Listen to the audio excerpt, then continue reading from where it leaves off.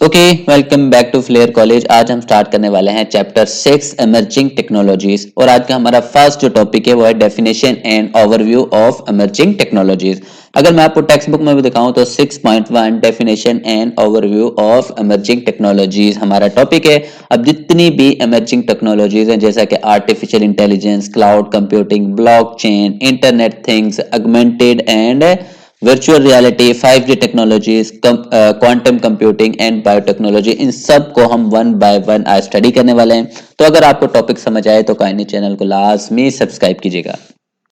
तो स्टार्ट करते हैं टॉपिक को, इमर्जिंग टेक्नोलॉजीज। अब इमर्जिंग टेक्नोलॉजीज से क्या मतलब है? इमर्जिंग मतलब जो उभरती हुई टेक्नोलॉजीज, जो नई नई टेक्नोलॉजी मार्केट में आ रही है उसकी बात करेंगे, ठीक है।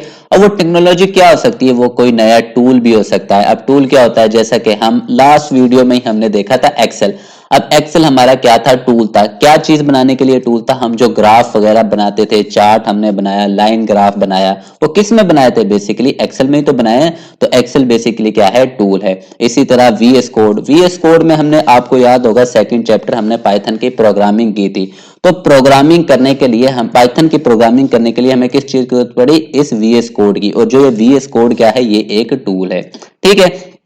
और कोई सिस्टम भी हो सकता है टेक्नोलॉजीज में। अब सिस्टम क्या होता है? जैसे बैंकिंग का सिस्टम है, आजकल हमारे देखो जितनी भी ट्रांजैक्शन है वो ऑनलाइन होती है। एटीएम का सिस्टम हो गया, तो ये भी क्या है? एक इमर्जिंग टेक्नोलॉजी है। इसी तरह कोई मेथड भी हो सकता है। मेथड से क्या मुराद है? अब जैसे कि पहले क्या होता था, फिजिकली जाके आपको क्लासेस लेना पड़ती थी। अब क्या हो रहा है? ऑनलाइन सिस्टम हो गया, आप घर बैठे अपनी क्लासेस को ले सकते हो, सीख सकते हो, ठीक है। तो ये क्या है? बेसिकली इमर्जिंग टेक्नोलॉजीज हैं that are currently being developed or have just started to be used। कि भाई जो अभी अभी बनाई गई हैं या अभी अभी उनका यूज स्टार्ट हुआ है, वो हमारी क्या है? इमर्जिंग टेक्नोलॉजीज हैं, ठीक है। जो वो कौन कौन सी होती है मैं यहाँ पे आपको बता चुका हूँ।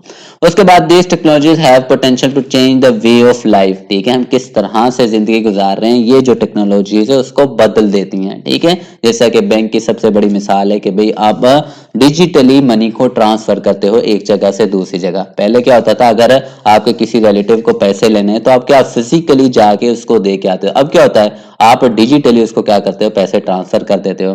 तो ये क्या होगा? एक जीने का तरीका बदल नहीं गया, ठीक हो गया। उसके बाद अब इमर्जिंग टेक्नोलॉजीज कौन कौन सी? अभी हम बात करके आर्टिफिशियल है, क्लाउड है, ब्लॉकचेन है, इंटरनेट ऑफ थिंग है, एआर और वीआर है, 5G टेक्नोलॉजीज है, क्वांटम है और बायोटेक्नोलॉजी। अब वन बाय वन हम इनको स्टडी करने वाले हैं। तो सबसे पहले बात करते हैं आर्टिफिशियल इंटेलिजेंस की, जिसको हम एआई भी बोलते हैं। AI refer to machine. AI क्या हो सकती है? एक मशीन भी हो सकती है, जैसा कि आपके रोबोट्स हो गए। उसके बाद सॉफ्टवेयर, कोई सॉफ्टवेयर भी हो सकता है। सॉफ्टवेयर की मिसाल आपके सामने चैट जीपीटी की है। चैट जीपीटी को आपको पता होगा, बिल्कुल इंसान की तरह सोचती है, इंसान की तरह आपसे बातें करती है, ठीक है। तो एआई क्या हो सकती है? एक मशीन भी हो सकती है और सॉफ्टवेयर भी हो सकती है। किस तरह की मशीन और किस तरह का सॉफ्टवेयर हो सकता है? That can think and learn like a human. जो इंसान की तरह सोचे और इंसान की तरह सीखे, वो जो मशीन होगी, वो जो सॉफ्टवेयर होगा जो इंसान की तरह सोचे और इंसान की तरह सीखे, वो हमारी क्या कहलाएगी? आर्टिफिशियल इंटेलिजेंस कहलाएगी, ठीक है। जैसा कि मैंने आपको दो एग्जांपल भी दिए हैं, जैसे रोबोट्स हो गए और हमारी चैट जीपीटी हो गई, ठीक है। और भी बहुत सारे सॉफ्टवेयर और मशीनरी बनी हुई है। उसके बाद AI can help task like a recognition of faces. आपने अपने मोबाइल में देखा होगा कि भाई आपके चेहरे से आपका जो लॉक है वो अनलॉक हो जाता है। वो किसकी मदद से? आर्टिफिशियल इंटेलिजेंस की मदद से। उसके बाद अंडरस्टैंडिंग स्पीच, आपकी आवाज को पहचान लेता है, जैसा कि अलेक्सा हो गया। अलेक्सा आपकी आवाज को पहचानता है। और आईफोन में सिरी होती है, आप सिरी को बोले ना आईफोन वाके भाई लॉक ओपन कर दो, तो अगर तो आप ही होगे वो आपकी आवाज को पहचान लेगी। अगर तो वो आप ही होगे तो वो फोन को ओपन कर देगी, अगर आप नहीं होगे तो वो नहीं ओपन करेगी, ठीक है। It is use in everything from. अब ये कहां कहां पे यूज हो रही है? हर जगह पे हमारी एआई यूज हो रही है, ठीक है। जैसा कि सिरी की मैंने अभी एग्जांपल दी, ये क्या करती है? आपको मोबाइल चलाने में हेल्प करती है। आपने किसी का नंबर डायल करना है तो आप सिरी को बोलो कि भाई इस बंदे का फला फला का जो है नंबर को डायल कर दो, वो डायल कर देती है। आपको चलाने की, टच करने की जरूरत नहीं पड़ती। इसी तरह सेल्फ ड्राइविंग कार हो गई, ठीक है। आपने देखा होगा जो हमारे यूरोप की कंट्रीज हैं वहां पे ऑटोमेटिकली कोई किसी ड्राइवर की जरूरत नहीं है, आर्टिफिशियल इंटेलिजेंस की मदद से गाड़ियां चलाई खुद ब खुद ड्राइव होती हैं, टैक्सी के तौर पे यूज हो रही हैं, ठीक हो गया। दूसरा नंबर पर आ जाता है क्लाउड कंप्यूटिंग। क्लाउड का मतलब ही होता है कि भाई ऑनलाइन, ठीक है, जब भी आप चीजों को ऑनलाइन डील करते हो तो उसका मतलब है आप क्या कर रहे हो, क्लाउड कंप्यूटिंग कर रहे हो। Cloud computing allow people to store and access data. आप अपने डेटा को ऑनलाइन स्टोर करवाना चाहो, जैसा कोई मूवी हो गया, आपकी पिक्चर्स हो गई, बजाय कि आप उसके लिए क्या करो, एक कंप्यूटर लो या फिर एक स्टोरेज डिवाइस लो, उसके अंदर उसको स्टोर करो, ठीक है। तो इससे अच्छा ये नहीं कि आप क्लाउड का यूज करो। क्लाउड क्या होता है, आप अपने डेटा को स्टोर कर सकते हो और जब चाहे और जहां चाहे आप उसको एक्सेस कर सकते हो। अगर आपने सिस्टम लिया तो सिस्टम तो एक जगह पर रखना पड़ेगा, तो आपको जब भी उस पिक्चर, मान लो इस सिस्टम के अंदर आपने पिक्चर्स रखी हुई है, तो आपने पिक्चर्स को एक्सेस करना है तो आपको उस जगह पे आना पड़ेगा जहां पे आपका कंप्यूटर रखा हुआ है या सिस्टम रखा हुआ है। लेकिन अगर आप क्लाउड का यूज करते हो तो आपको आने की जरूरत नहीं है, आप जहां पे मर्जी हो, ठीक है, किसी और कंट्री में हो, आपने सिर्फ इंटरनेट को एक्सेस करना है और आप आसानी से अपने डेटा को एक्सेस कर लोगे, ठीक है। कोई एप्लीकेशन भी हो सकती है, जैसा कि वेबसाइट हो गई, ठीक है, जितनी भी हमारी अपनी मोबाइल की एप्लीकेशंस हो गई, ये सारी के सारी आप क्या कर सकते हो, क्लाउडली डील कर सकते हो ओवर द इंटरनेट, इंटरनेट के ऊपर। जैसा कि मैंने बताया ऑनलाइन की जब बात आ जाए तो क्लाउड की बात हो रही है, ठीक है। इंस्टेड ऑफ लोकल कंप्यूटर और सर्वर, ठीक है, बजाय कि आप अपना कंप्यूटर और अपना सर्वर लेके सारी चीजें सेटअप करो, इससे अच्छा क्या है कि आप क्लाउड कंप्यूटिंग का यूज करो। आप इंटरनेट के ऊपर ही चीजों को स्टोर, आपको कुछ पेमेंट करना पड़ती है तो आपको मिल जाती है चीजें स्टोर करने के लिए, ठीक है, सर्वर्स मिल जाते हैं। जैसा कि सबसे बड़ी एग्जांपल है गूगल ड्राइव। गूगल ड्राइव आपको वैसे मेरे ख्याल से 30 या 20 जीबी आपको फ्री के भाई आप फ्री डेटा स्टोर कर सकते हो, ठीक है। लेकिन अगर आपने इससे ज्यादा करना है तो इसके प्लान्स होते हैं, आपको पेमेंट करना पड़ेगी, तो ये आपके डेटा को स्टोर रखता है, ठीक है। ना जाया होने का डर है इसमें, अगर सिस्टम खराब हो जाए तो आपका डेटा लॉस हो जाता है, इसमें वो वाला डर नहीं होता, ठीक है। इसी तरह ड्रॉप बॉक्स भी एक इसकी एग्जांपल है, ठीक है। ये भी क्या है, आपका क्लाउडली चीजों को स्टोर करता है और आप इसको जहां चाहें एक्सेस कर सकते हैं, सिर्फ आप इंटरनेट से कनेक्ट होने की जरूरत है। This make it easier to share information. इसकी मदद से इंफॉर्मेशन को शेयर करना भी आसान होता है, क्योंकि आपने सिर्फ वहीं से शेयर करना है। जिस तरह मैंने एग्जांपल दिया, आपको फिजिकली एक्सेस नहीं करना, फिजिकली उस जगह पे नहीं जाना, सिर्फ आपने जहां पे हो आप वहीं से चीजों को एक दूसरे को सेंड कर सकते हो, रिसीव कर सकते हो। कोलैबोरेट ऑन प्रोजेक्ट, अब जैसा कि किसी प्रोजेक्ट के ऊपर हमें काम करना है, तो अब मान लो ये 4 सिस्टम है या 4 इंसान लगा लो इनको, तो ये किसी एक प्रोजेक्ट के ऊपर काम कर रहे हैं, तो क्या इनमें अलग अलग हर किसी के सिस्टम के अंदर होगा वो प्रोजेक्ट? नहीं, बल्कि कहां पे स्टोर होगा, एक क्लाउड, एक सर्वर के ऊपर स्टोर होगा, जो क्लाउडली इन तीनों, ये तीनों उसको एक्सेस कर सकते हैं, ठीक है। जो डेटा इसके पास है वो इसके पास भी होगा, किसकी मदद से, इसकी मदद से, क्योंकि ये सारे के सारे, क्योंकि मेन जो प्रोजेक्ट है वो कहां पे स्टोर है, हमारे इस सर्वर के ऊपर, सारे यहीं से एक्सेस कर रहे हैं। जब ये वाला कोई चेंज करेगा इसके अंदर तो ऑटोमेटिकली वो चेंजिंग इन तीनों के पास भी चले जाएगी, क्योंकि प्रोजेक्ट कहां पे स्टोर है, इस सर्वर के ऊपर, इसके अंदर स्टोर नहीं है, ये सिर्फ उसके ऊपर काम कर रहा है, ठीक है।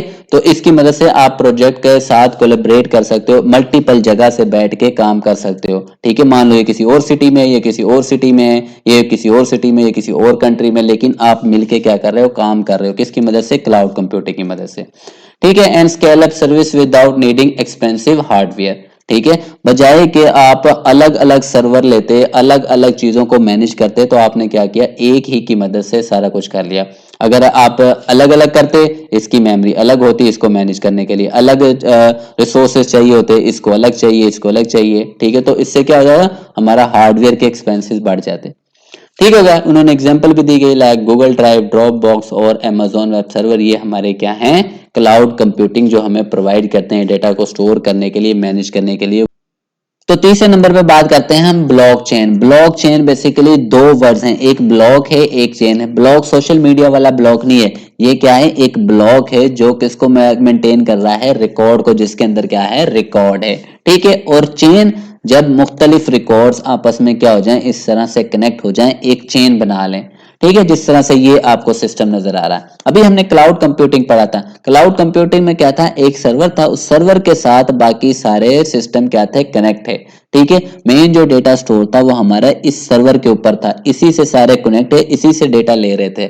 लेकिन ब्लॉकचेन इस तरह से नहीं है, यहाँ पे कोई सर्वर नहीं है। ये आपको जो पिक्चर नजर आ रही है ना, यहाँ पे सबके पास इक्वल राइट्स हैं, कोई यहाँ पे बॉस नहीं है, हर एक के पास डेटा की कॉपी है, इसके पास भी है, इसके पास भी है, इसके पास भी है, इसके पास भी है, इसके पास भी है, ठीक है। जिसकी वजह से क्या होता है, it is impossible to change, यानी डेटा को चेंज करना मुश्किल हो जाता है। अगर मैं इसकी बात करूं तो मुझे सिर्फ सर्वर को हैक करना है, इसमें चेंजिंग करनी है, इनके पास ऑटोमेटिकली गलत डेटा चला जाएगा। लेकिन अगर मैं यहाँ पे किसी सिस्टम को करूं तो इन बाकी सिस्टम को पता चल जाएगा भाई हमारे पास तो एक जैसा डेटा है, आपके पास मुख्तलिफ क्यों है, ठीक है। तो इस वजह से क्या है, ज्यादा सिक्योर होता है। इसकी जो एग्जांपल है वो क्या है, बिटकॉइन करेंसी की, best known for being technology behind the crypto currency. हमारी जो क्रिप्टो करेंसी है, डिजिटल करेंसी है, जैसा कि बिटकॉइन, ठीक है, ये किसका यूज करती है, ब्लॉकचेन का ही यूज करती है। आपने कभी सुना है कि बिटकॉइन का भाई बैंक है, नहीं, कोई बैंक नहीं है, ये किस तरह, यही ब्लॉकचेन जो है हमारी इसी का यूज करते हुए आगे चल रही है, ठीक है। इसी तरह जिस तरह हमारी सप्लाई चेन होती है, जिस तरह हमने क्या करना है, किसी प्रोडक्ट को ट्रैक करना है कि भाई जो है फैक्ट्री से माल निकल गया, इस वक्त कहाँ पे ट्रक के अंदर है, ठीक है, या फिर किस रोड पे कहाँ तक पहुंच चुका है, तो ये हम क्या कर रहे हैं, बेसिकली वो एक सप्लाई चेन ही बनी हुई है चीजों को एक जगह से दूसरी जगह मूव करवाने की। जैसा कि हमारे टीसीएस वाले हो गए, ये सब इसी सप्लाई चेन का ही यूज करते हैं, ब्लॉकचेन। इसी तरह कोई हमारा डिजिटल कॉन्ट्रैक्ट भी हो सकता है, ठीक है। चौथे नंबर पे आ जाता है internet of thing. Internet of thing क्या करते हैं, कनेक्ट करते हैं हमारे एवरीडे ऑब्जेक्ट। हमारे एवरीडे ऑब्जेक्ट क्या होते हैं, जैसा कि रेफ्रिजरेटर हो गया, हमारी कार्स हो गई, ठीक है, जिस तरह आयरन मैन का सूट हो गया, हमारे क्लॉथ, ठीक है, इनको क्या करता है, इंटरनेट से कनेक्ट करती है हमारे इंटरनेट ऑफ थिंग टेक्नोलॉजीज, ठीक है, जिसकी मदद से क्या आते हैं, ये डेटा को सेंड और रिसीव कर सकते हैं, ठीक हो गया। जिस तरह आपकी बुक में एग्जांपल दी गई है एक थर्मोस्टेट का। अब थर्मोस्टेट का काम क्या होता है, ये आपके टेम्परेचर को मेंटेन रखता है।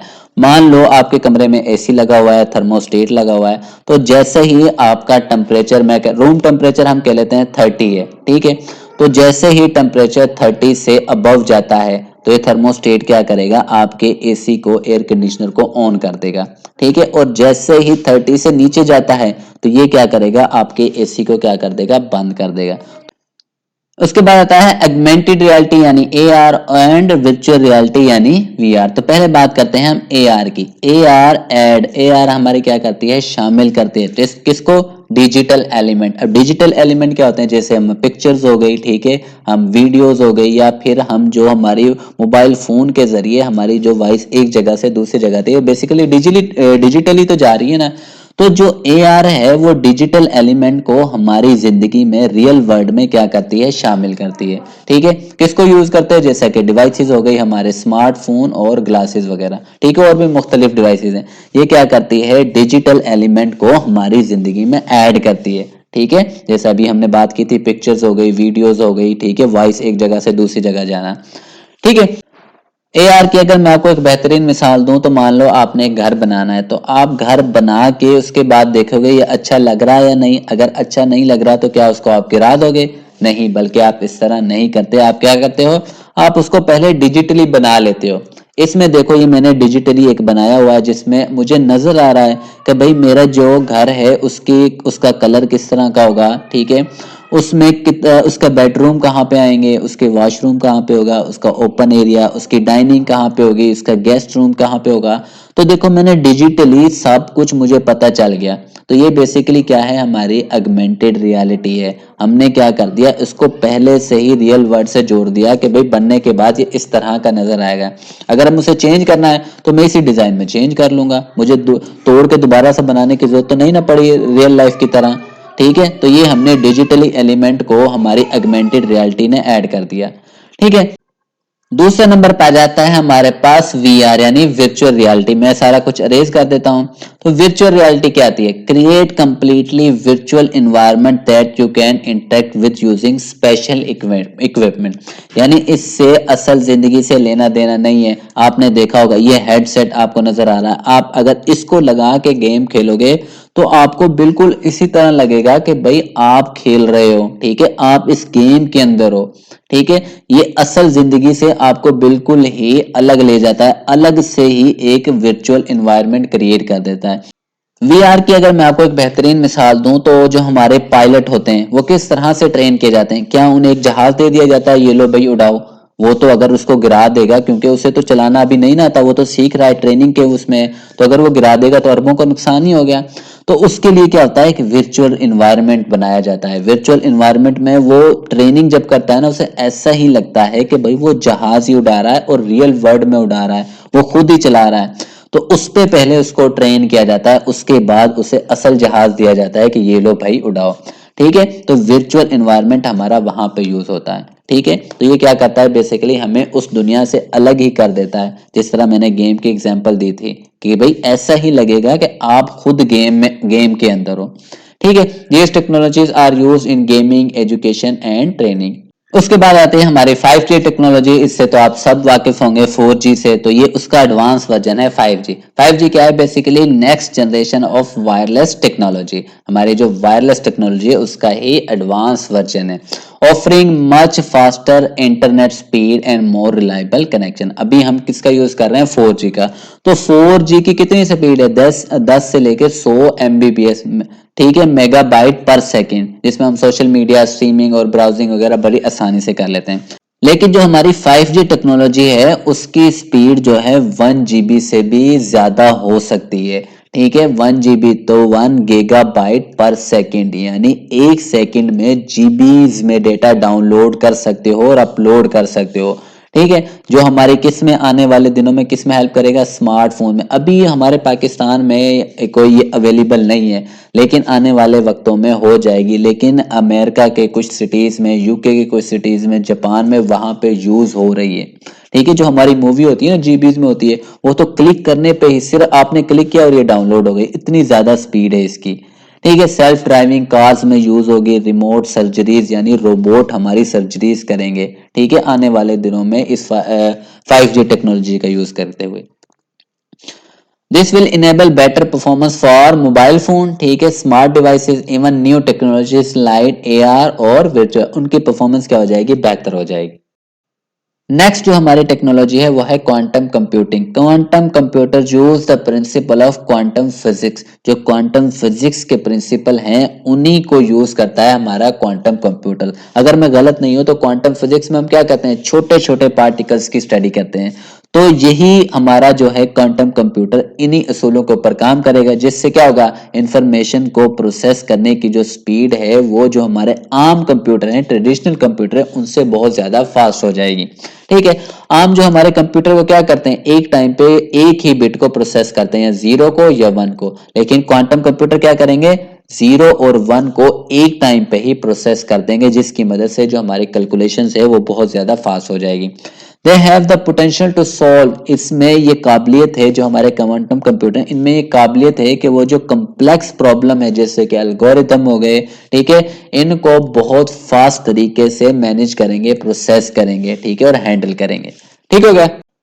और लास्ट में हमारे पास आ जाती है biotechnology. Biotechnology involve using living organism. Living organism का यूज करते हुए, जैसा कि हमारे पास बैक्टीरिया हो गए, प्लांट्स हो गए, तो ये क्या है, हमारे पास लिविंग ऑर्गेनिज्म है। ये बैक्टीरियाज हैं, ये हमारे पास प्लांट्स की पिक्चर्स हैं।